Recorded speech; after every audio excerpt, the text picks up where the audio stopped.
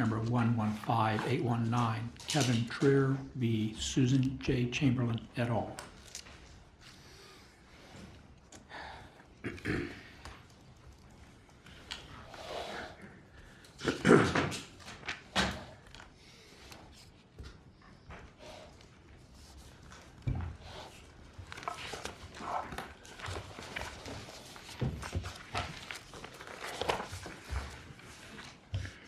Please support Mr. Chief Justice, members of the Supreme Court, Vernon Jarbo from the Sloan Law Firm here on behalf of the Chamberlains, the appellants in this case. In terms of a brief summary of what this case is about, it all started with a real estate contract where Ms. Chamberlain sold a portion of an approximately 80-acre tract to the plaintiff, Mr. Trier.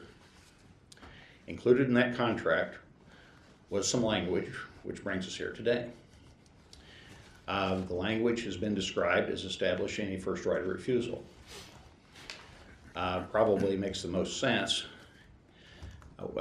Subsequent to that contract then, Ms. Chamberlain sent a letter to Mr. Trier telling him that she was interested in selling the property and received no response. Her attorney sent a letter, received no response. She put the property on the market and there was no sale. Approximately a year later, after the correspondence had been issued to Mr. Trier, she entered into a contract to sell the property to some of the party defendants who are family members. The sale price to the family members was significantly less than the price at which she had offered the property originally to Mr. Trier. However, the property offered to Mr. Trier was substantially different than the property sold to the family members because it did not include the house. So as you read in some of the appellate decisions and the district court decision, there was a substantial price difference, but it doesn't take into account the fact that the sale to the family members did not involve the house. The sale price offered to Mr. Trier included the entire parcel of approximately 75 acres, including the house. What did the contract, how did it deal with the sale of less than all? It did not mention it. In fact, that's an interesting point because that paragraph in which the first right of refusal is created doesn't say all or any part of. And it doesn't describe it. It just says real estate presently owned, which is adjoining. Yes, sir. The real estate that's being sold. Yes, sir. And geographically, was this tract that immediately adjoining Mr. Trier's property? The property sold to the family members of approximately 65 acres wrapped around Mr. Trier's property. If you can kind of envision an 80 long ways, he had a piece of approximately 5 acres cut out of the middle just along one of the road frontages. And so the 65 acres wrapped around it more or less like a horseshoe. And then the remaining acreage that was the house, approximately 5 or 6 acres, fronted on a different road and also would be then just a little cutout. But the first communication, well, the two communications with Mr. Trier, one by your client, the other by the lawyer, those were offers to sell the entire parcel that was subject to whatever we're going to call this contract provision, right of first refusal or whatever. But you offered to him the full tract. Yes, sir. And then you just sold parts of it, a part of it later. Right. But you offered, at that time, you were offering, or your client was offering the whole tract for sale, right? I Yes, mean, sir. after the whatever it's called was refused to buy it or take advantage of that, then it was listed with a realtor, the whole thing. Yes, sir. The whole tract was listed. And the cutout was sold to a family member. The cutout was sold to family members later, yes. Now, what this really boils down to, and as I start arguments before this court, I typically think, well, this is really easy. It's always simple until you all start asking questions. To me, this is a real basic contract question. What did the parties agree to? And, you know, it's kind of been my fundamental belief that parties in Kansas are free to enter into contracts, and as long as they're not violative of public policy weren't reached in some odd fashion, then the court's duty is to enforce those contracts as agreed upon by the parties. And when it comes to real estate, we would always deal with a written agreement. So I think in this case, it's important to start with the written agreement. And paragraph 6 of the contract, which is in the briefs in multiple places, I think is very important. And to help everybody understand what it's all about, let me just read that to the court.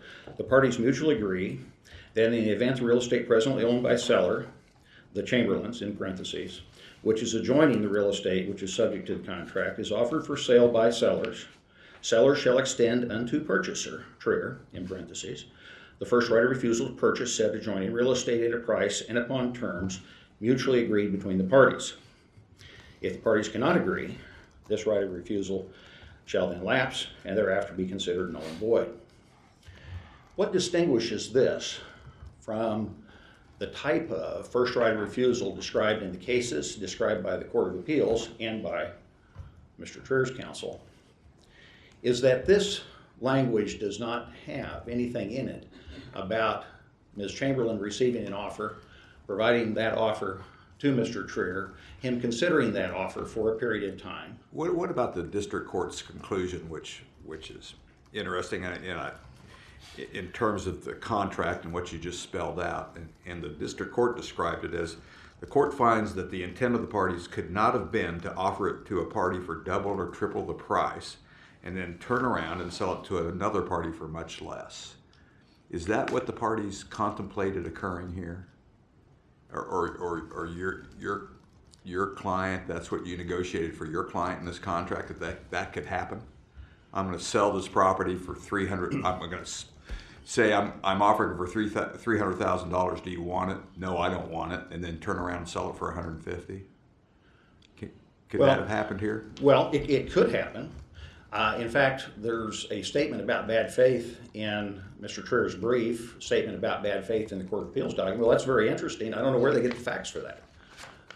Because the tract sold, which was sold for 1/3 of the price at which Mr. Trier was offered to buy it. Only problem is it didn't include the house. I understand it's different tracks. So that's really. So is your argument that what keeps this from being illusory, right?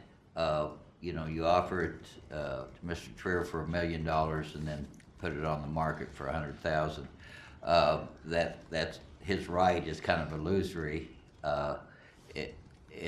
If you do that, if you do what the district court says, but the way that you govern that is through the implied covenant of good faith, rather than adding something to the language of this provision. Is that your argument? Yes, sir, absolutely. You rely on the covenant of good faith and fair dealing. It's applied in all contracts. And in this case, let's examine good faith and fair dealing. Mr. Trier had a year after which he'd received initial notice that Ms. Chamberlain was interested in selling the property and never once made one offer. Never. And it was on the market. And it was on the market. And he was notified it's going to be on the market, and here's the name of the realtor. So for my purposes, the good faith and fair dealing here is, how do you negotiate with someone who refuses to talk to you? If you read this paragraph, it doesn't say anything about her providing a copy of an offer to him. It doesn't say how long we would do that. Now, in a normal first right of refusal, we would set that mechanism up. We would say, well, you've got X number of days to consider the offer. I've seen 5, 10, 15, 30, 60 days. I've never seen a year. Is this a bad idea to enter into a contract that doesn't have a mechanism for determining price? I wouldn't counsel to do that. This is an agreement to agree later. That's what it is, which then obligates both parties to operate in good faith, as all contracts require in Kansas. And that's the missing element here, because if you read this language, it says to sell the real estate at a price and upon terms mutually agreed, obviously contemplating further discussion on down the road. Now, could they have agreed in this document, I'm going to sell it to you at X price less a real estate commission, Y price plus inflation? a price to be determined by somebody else's offer, a price that gets credit for part of the purchase price in the first deal. There's a bunch of ways to set up the price determination in a first right of refusal, none of which were used here other than mutual agreement of the parties later, which I think then inherently contemplates the suggestion that the obligation of good faith and fair dealing obligates the parties to try to make a deal. Counsel, And- you yes. said that you can't negotiate with a person who refuses to talk to you. Wasn't there something I saw about him requesting an appraisal of the property? I'm not aware that he requested an appraisal. I didn't try this Okay. case, so I may not be as intimately aware Okay. as I I'll usually talk to would you. be, but I'm not aware of that. I think some appraisals may have been done by the people who purchased the property, Okay. but I'm not aware that he did. Him one. asking for one. And Okay. if one was done, it was never submitted to the court, which then also goes to that interesting question about lack of good faith on my client's part about the price. If that was an issue at trial, where's the appraisal? Obviously, an opportunity on Mr. Trier's behalf existed to bring evidence in that the purchase price paid by my clients was unfair or unreasonable, violated that obligation of good faith and fair dealing. That didn't happen. So from my perspective, it's just a really easy case. The parties wrote, subject to future agreement. Would I counsel to do that? No. Have I done it? Yes, I've had that. I've had people tell me, that's how we want to do it.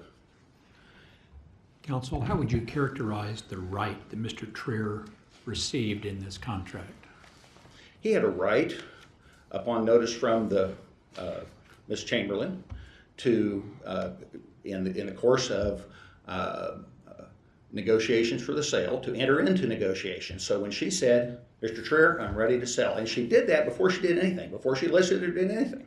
That was the requirement under the contract, that she would approach him first and say, I'm ready to sell? Yes, because this contract contemplates when the seller is interested in selling. And what he received was the right to say, thank you for coming to let me know it's for sale. I'm not interested, thank you, and then we're done. Or he could say, I'll counter for $100,000, and then she may say, that's not even close, we're done. Or they may come to an agreement. Yes, sir. I agree with that.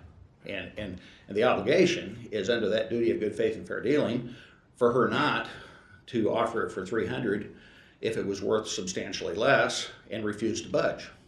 That would, I think, probably violate good faith and fair dealing. But there's no evidence of that here. Both the trial court, the Court of Appeals, and the purchaser, Mr. Trier, have alluded to that. But if they felt that, where's the evidence? Why didn't they produce something back at trial that said that? But they didn't. That issue was never raised until until the trial court ruled. So that's why, for me, when I think about a contract, courts don't interfere with contracts. Courts don't make up terms that are missing. Courts don't make up terms. Now, if you need to supply a term that's missing, for example, if we had a first right of refusal in a normal course that says price offered by someone else, and what was missing was how long does the buyer have to consider that? A court might imply a reasonableness to that number and say 5, 10, 15 days, or whatever a court felt under the circumstances was appropriate, so you would supply that missing term. That's not here. Isn't that what the lower courts did? I mean, it seems to me that's what they did, but you can correct me. It seems to me the lower court said, this thing is entitled a right of first refusal. That phrase has legal meaning, and so they added words to the contract to get the term to fit the provisions of the language of the contract. I agree with that to a point. Okay. The difference is, if right of first refusal comes in lots of different shapes and sizes. One version of that is the version we have here, where the mechanism for establishing the price is negotiation by the parties going forward. If you intend a methodology for determining price, which is the seller receives an offer, presents it to the buyer, you would say so.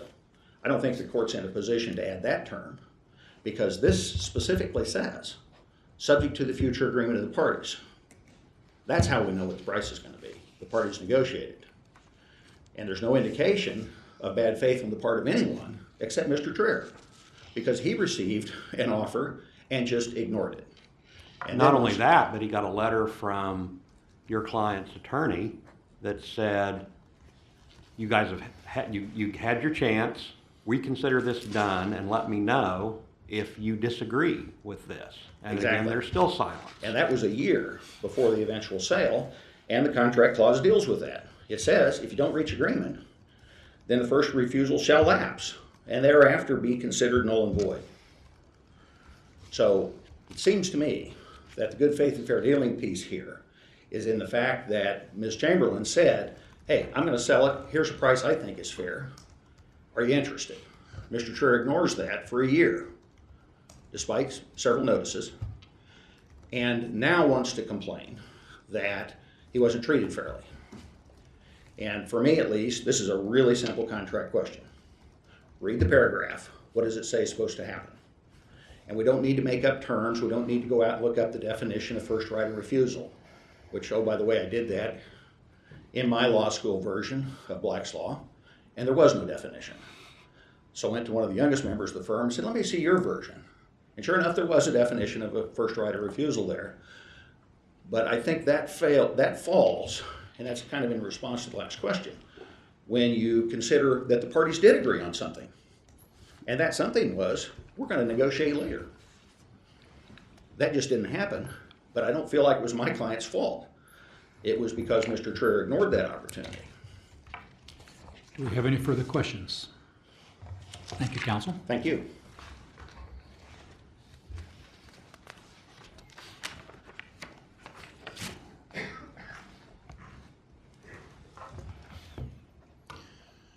Good morning, may it please the court. I represent Mr. Kevin Trier, who's the cross appellee in this matter.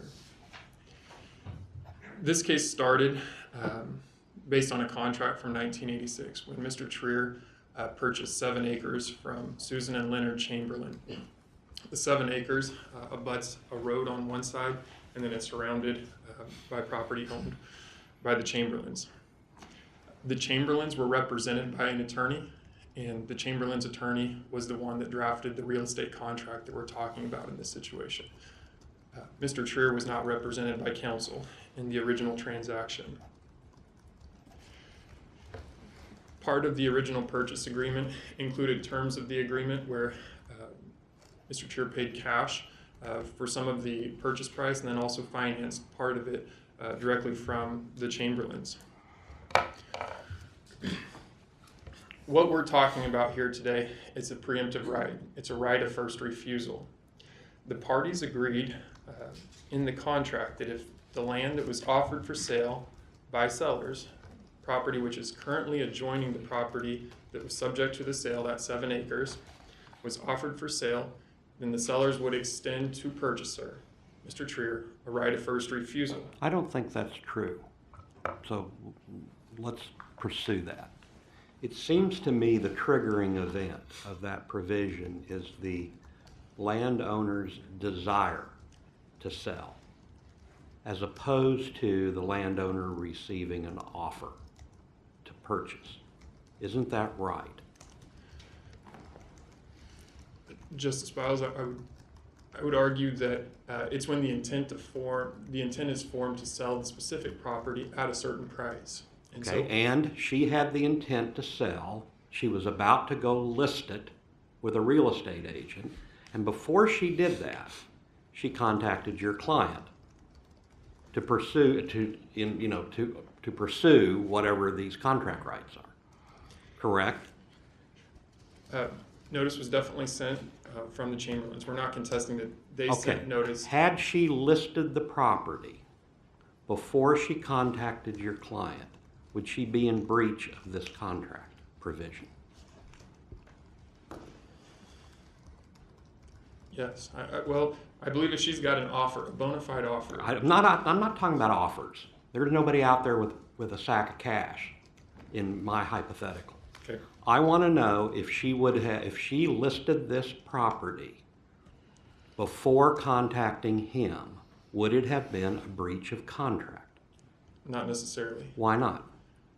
because there's no sale. So what Isn't listing the property evidencing a desire to sell the property?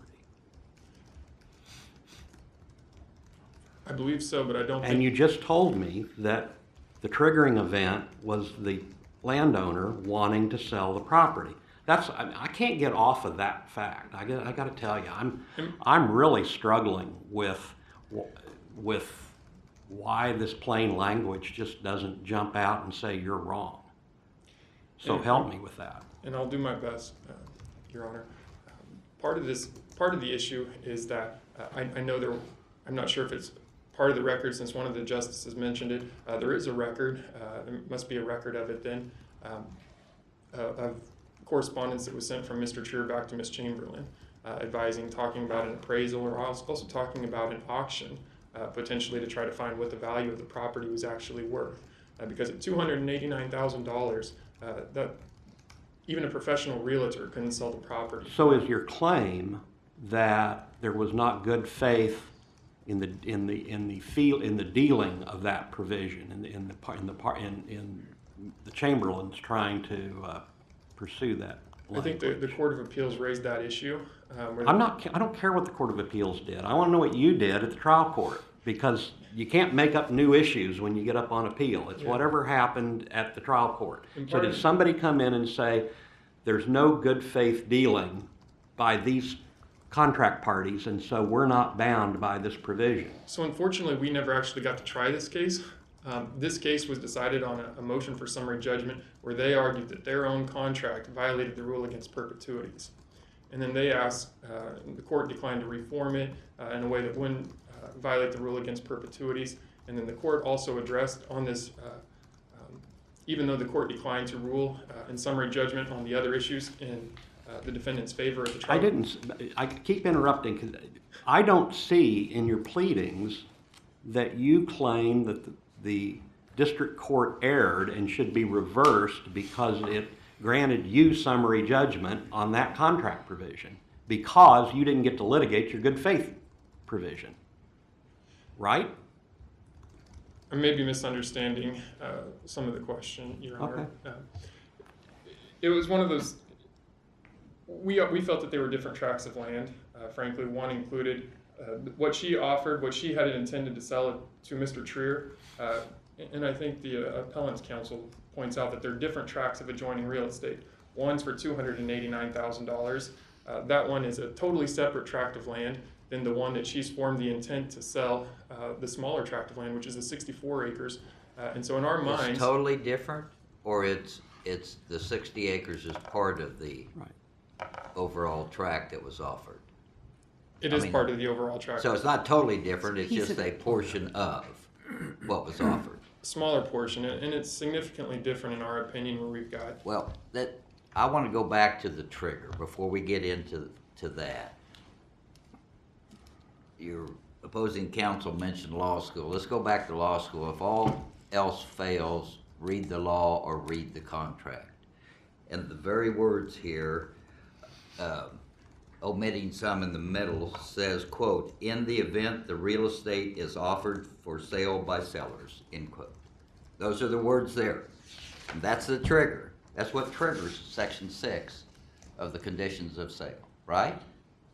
Yes, Your Honor. I mean, there's nothing else in there that about third-party offers or anything. The trigger is the seller's offering for sale.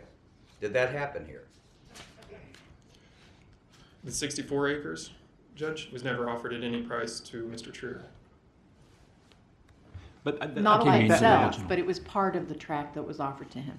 That was part of the tract. He that was offered to the him. entire tract. He was offered the entire. Are you arguing your client had a new right of first refusal every time a materially different offer to sell was made?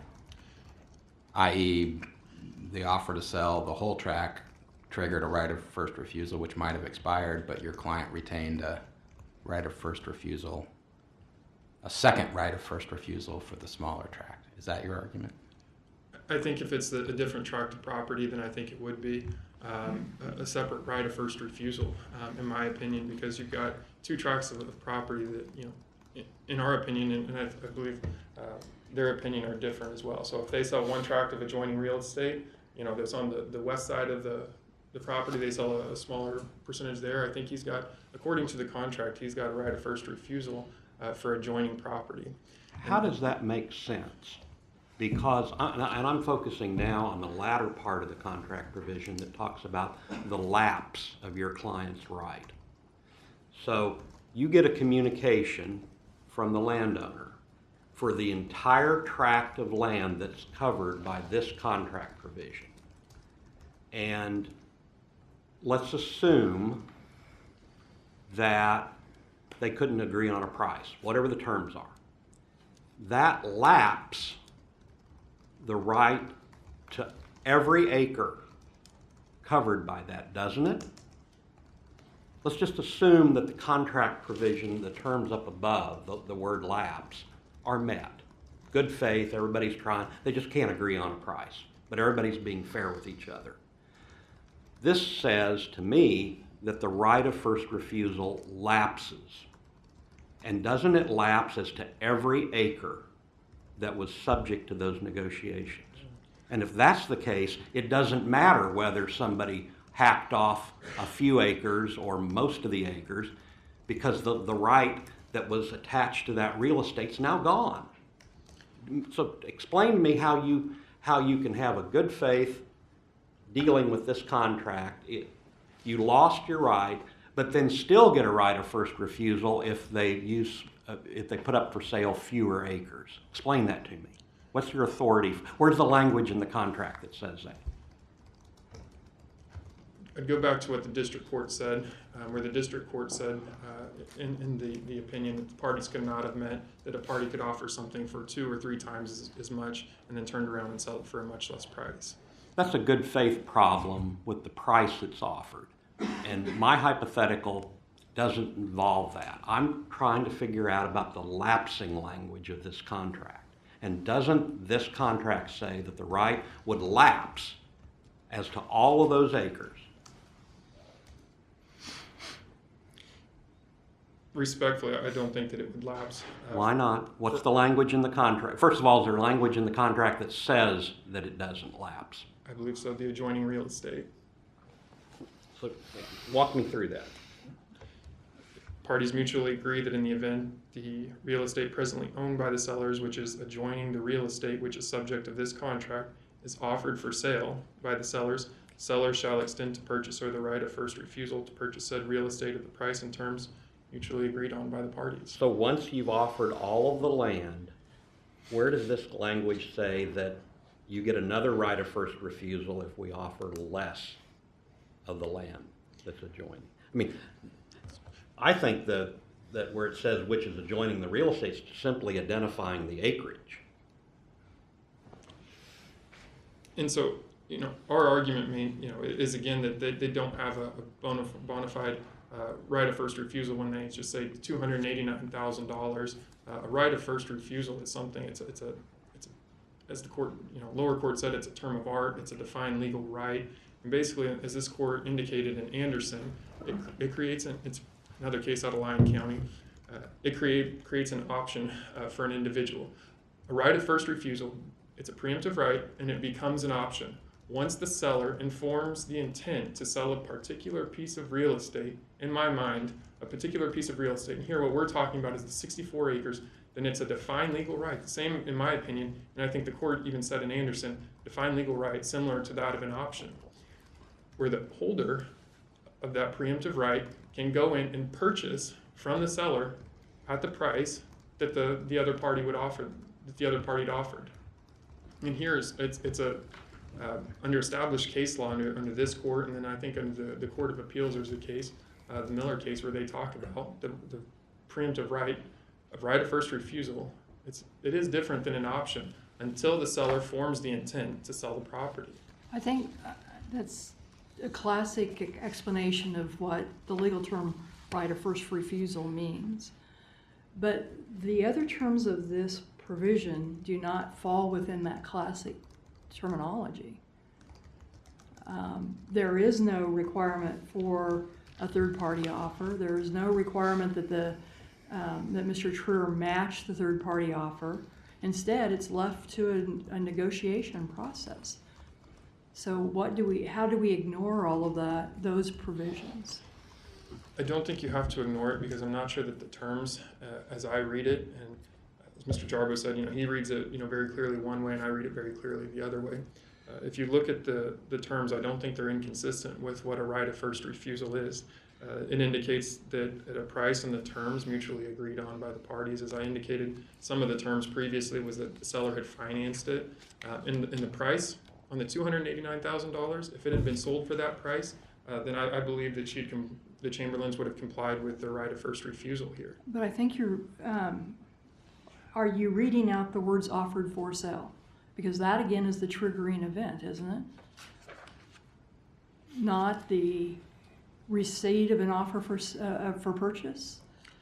No, I think that the triggering event is when the seller forms the intent to sell the property at a specific price. Where does it say that? I believe, I did. I mean, what does offered for sale mean? I think that's the definition of a right of first refusal. And I think that's the whole intent behind the right of first refusal is that it gives somebody that right to purchase the property. And it would pretty much render that whole provision totally, in my opinion, somewhat invalid if basically it gave someone the opportunity to say, I'm going to sell you particular acreage for what we consider to be, or what the cross appellee in this case considered to be an unreasonable price, and offered to purchase it at auction or get the value appraised, which was not done here. Basically, it was sold off. Well, there was nothing that kept your client from getting an appraisal and making a counteroffer, was there?